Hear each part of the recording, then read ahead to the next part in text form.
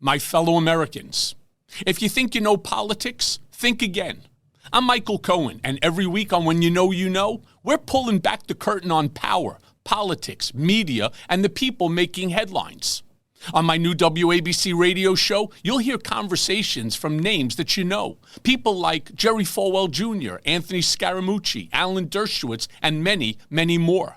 Maybe, just maybe, we'll even hear from the president. No scripts, no spin, just real conversations with people who were in the room where it happened. And trust me, we've got some very big surprises coming.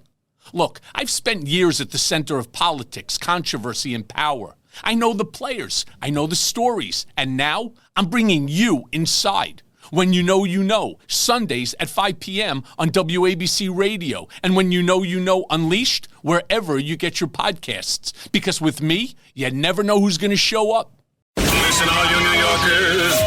Excuse me, taxi. Okay, man, we're looking around. This is the 77 WABC minicast. Well, let's get a view of what's going on in Middle America. Let's go to Michigan. And with us today is Rob Steele, and he's one of the national committeemen from Michigan. And in every state, the Republican Party has one woman, one man, to give us the pulse of what's going on in Michigan. Well, Rob Steele, give us the pulse of what's going on in Michigan and how they feel about our country and how they feel about what's going on in the world.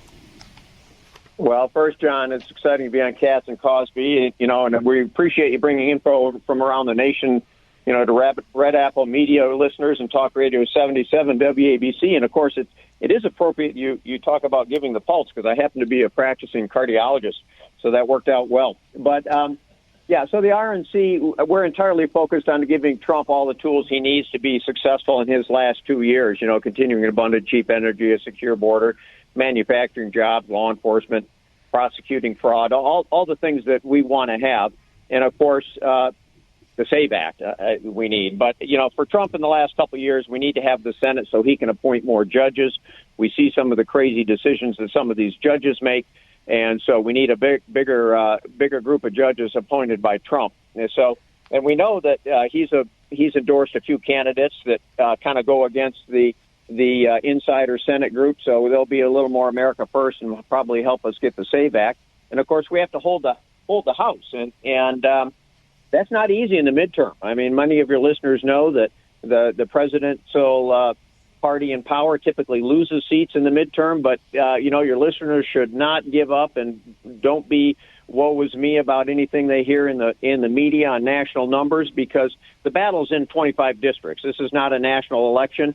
Most of the districts aren't competitive in either direction, so we're going to be entirely focused on these districts that are in play. And so the RNC, everything they do with the president, it hinges on two things. When we look at it spending a dollar, does it turn out the vote and does it protect the ballot?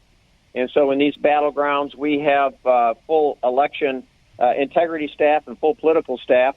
And in fact, we're involved in over 135 lawsuits around the country in 35 states, trying to make it easier to vote and harder to cheat. And of course, moving on to Michigan here, the Department of Justice. Well, let me ask you one question. What is the pulse? There's a big Democratic revolt going on with the socialists trying to attack the regular Democratic Party.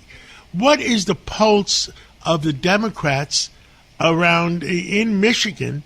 Or do you have migrants coming in trying to vote? Do you have common sense Democrats trying to maintain the status quo? Give us your analysis on that. Yeah, absolutely. Well, the Democrats in Michigan are just like the Democrats everywhere. They've gone insane. We have a hardcore Democrat socialist wing of the Democrat Party in Michigan, and we have what, the media, well, how great would it be to be a Democrat, referred to as moderate Republicans or moderate Democrats who vote for open borders and all the crazy things they vote for, men and women's sports and all that. But the socialists in Michigan, at their recent Democrat state convention, they just nominated an attorney general candidate that wants to defund the police and have no cash bail. All the Jewish candidates were booed heavily when they were on stage.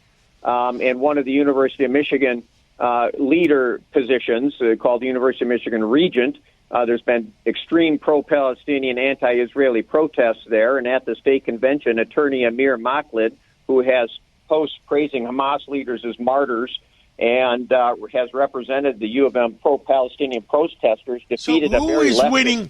Who's winning in the Democratic Party? Are the socialists moving in, or the common sense Democrats are retaining their control?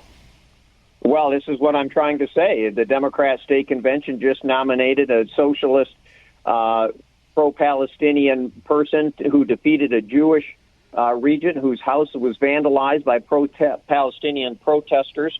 Their governor candidates, they have Abdul El-Sayed running for U.S. Senate.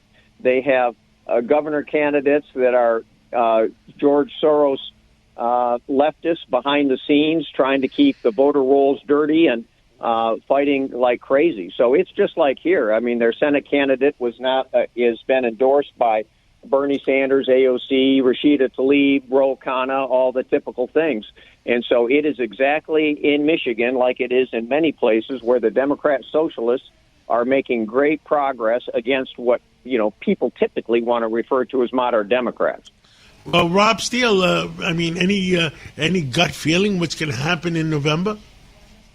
Well, I think we have 3 U.S. seats in the House of Representatives open, which are being contested by the DCCC, a great candidate, and U.S. 7 with an AOC Bernie candidate endorsed against him. He's Tom Barrett for Congress, an Army pilot. We have an open seat that they're spending a ton of money in, where we have a couple of good candidates, and, of course, our U.S. Senate seat. You've had Mike Rogers on, fabulous candidate, and his opponent has been endorsed by AOC and Bernie and Rashida, and wants Medicare for all, abolishing ICE, decreasing funding for the police.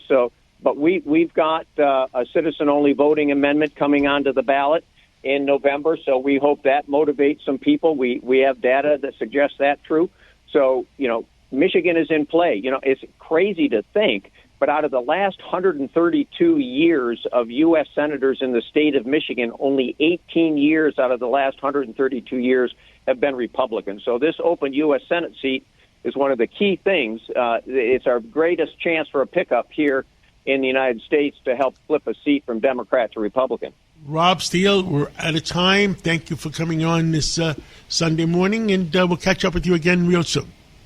Yeah, thanks so much for the opportunity. Keep at it. We appreciate your efforts. Bye-bye.